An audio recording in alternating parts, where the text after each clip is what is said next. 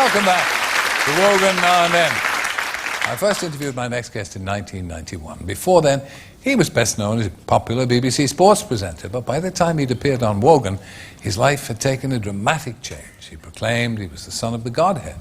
He wore turquoise, as he believed it brought him closer to God. Have a look at this. So evil has been in control of the planet for 12,000 years. It has been the dominating force. Evil's not the right word, it is imbalance. But it has been increasingly in control. As I repeat, survey the world, ladies and gentlemen. Is the force of love in control of this world, guiding this planet at this time? Of course not. The negativity, the thoughts that I'm talking about that are very destructive, are pouring out of this planet let me every interrupt day. you. Was it a great shock for you to discover this at 38? Well, I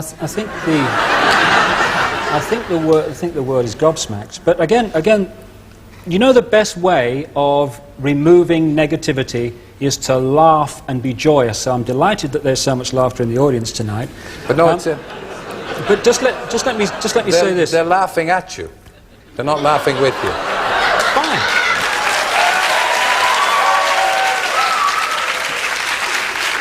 I didn't mean that to be hurtful. Terry. I don't want you to misinterpret it. They're not laughing in sympathy with you. So, while 15 years ago, he was ridiculed for his prophecies about natural disasters around the world, and now he has a controversial new view about who really is running the world. I'm delighted that he's agreed to come back. David Icke.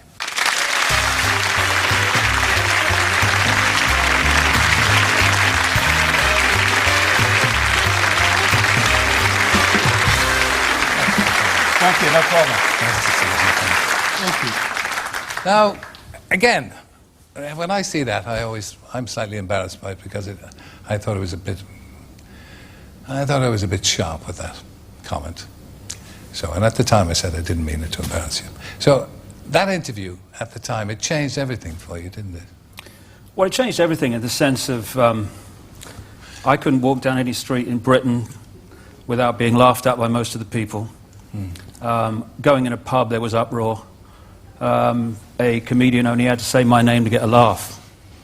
And what that does is it reveals to you the level of immaturity that passes for adulthood in this country, whereby clearly a guy was going through an incredible experience.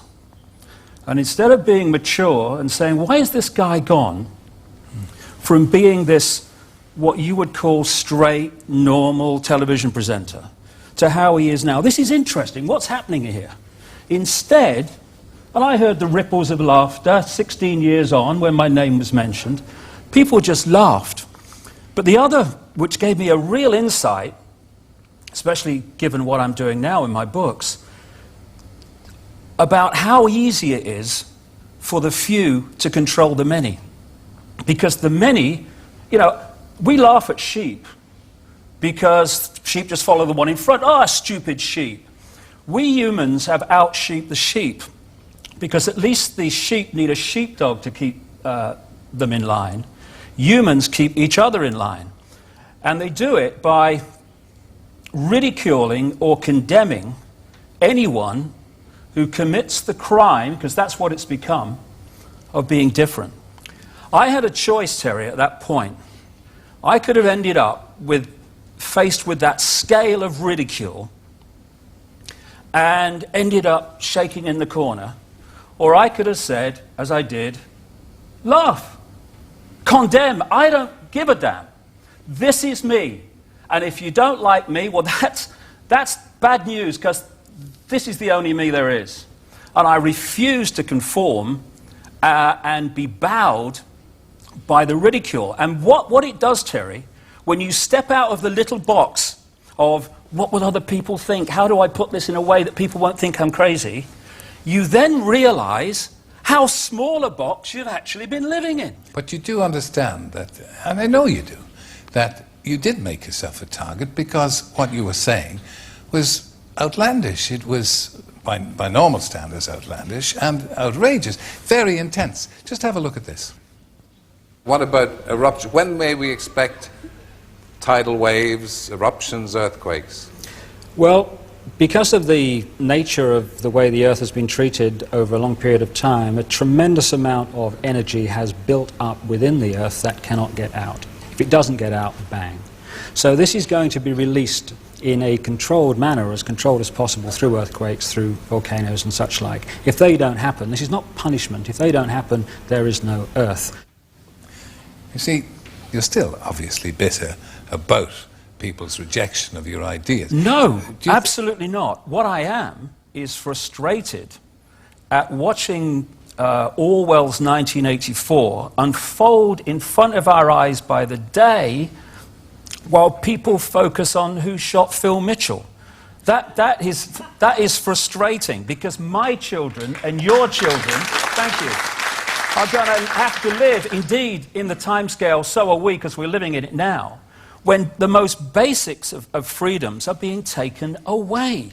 Yeah, and this is happening all over the world, and it's coordinated. Now, if people want to think that that's all happening by accident, please be my guest. I don't give a damn. But who is? But the evidence is that it's not. Eh? If it's controlled, it's not happening by accident. Who is controlling people or trying to control them? Well, there is a network of families that you can take back to the ancient world, to places like Babylon, Sumer, which is now Iraq. You can chart them through to Rome, where they were responsible for the Roman Empire and the creation of the Roman Church. God save us from religion, by the way. And then they came up into Europe to become the European aristocracy and royal families. Then through the great empires of Europe, especially the British Empire, but others too, these family bloodlines and the secret society network through which they manipulate themselves into power were exported all over the world.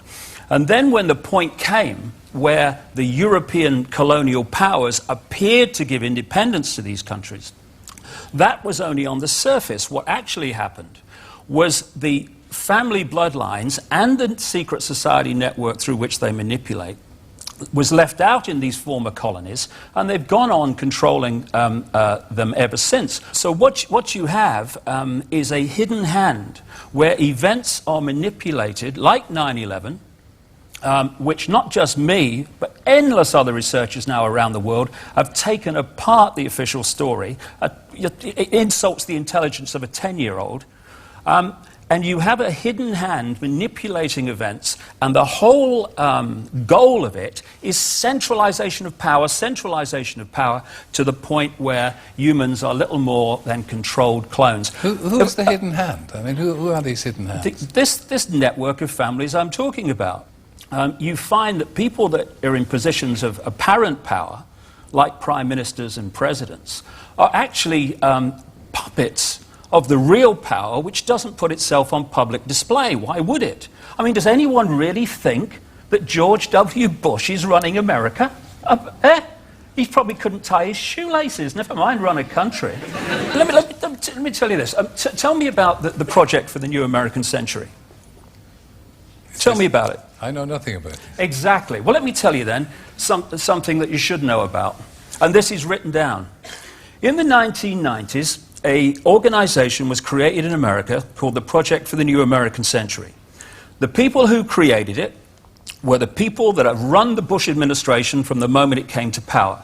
In the year 2000, in September, the Project for the New American Century produced a report, a document, calling for a series of conquests of countries, one of which was Iraq. It actually says in the document, words to the effect of, we must use the excuse of Saddam Hussein to go into Iraq. But look, can I interrupt? No, hold a second. No, but honestly, no. Honestly, you see this? See, but this is the thing, Terry, you see. No, but honestly. You say to me... America is an open society, isn't it? Oh, please. It's not an open society. I've got some seafront property in Birmingham, Terry, you might like to buy, mate. Honestly. Please. Please. David. And they say I'm crazy and weird. America is an open society. My Well, God. I thought in my innocence that most Americans would know what was going on in America. Oh, God. But it's all, you know it all, and... Oh, see, you talked about cheap jibes. That's a cheap jibe. No, it's I'm not claiming I know it all. I'm saying that I've been to 40 countries. I've spent enormous amount of time in America talking to people who do know what's going on, victims of what's going on, and I'm passing this over to people. But now, yeah, sure. You see how preposterous it is? What, the fact that you think America's an open society? No. Absolutely ludicrous, Terry. I've never heard anything so stupid in my life. Okay. Thank you, ladies and gentlemen.